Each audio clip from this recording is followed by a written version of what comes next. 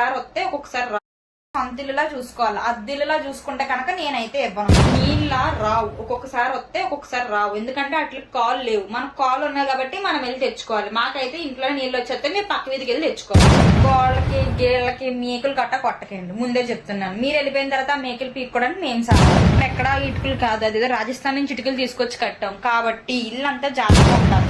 Night 9 అయ్యేసరికి గేట్లు వేసేస్తామమ్మా. అలాగే అదే ఇల్లు సొంతిల్లు అన్నాను కదా అని చెప్పి మరీ సొంతిల్లా పెత్తనాలు చేస్తే ముందే ఇవ్వను. రోజులో ఎవరిని నమ్మడానికి లేదమ్మా. కాబట్టి మీ అమ్మ నెంబరు, మీ నాన్నగారి నెంబరు, మీ పక్కింటి నెంబరు, మీ పాడోడి నెంబరు, ఇలా అందరి నెంబర్లు ఇచ్చేయండి. అందరు ఆధార్ కార్డులు జిరాక్స్లు కూడా తీసుకురావాలి. పాన్ కార్డు, రేషన్ కార్డు ఏమన్నా సరే ఇవ్వండి. అలా ఏదైనా ఇల్లు డోర్లు మీ కాదు కదా అని గట్టి గట్టిగా వేసేడాలు, కిటికీలు మీయే కదా అని మెల్లగా తెరడాలు ఇలాంటివి చేయాలి.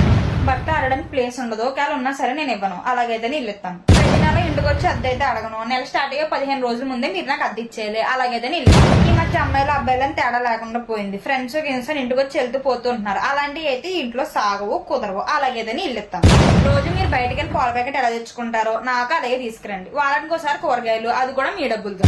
ఏదో పైకి ఏదో 2 మాటలు అంటాను గానీ అసలు గాడిదని అయితే కాదు నేను. మీకు నచ్చినట్టు మీరు ఉండొచ్చు. అది చందా. ఇంకోసారి చందా కింద వచ్చామంటే కాలర్ కూడా వస్తాను.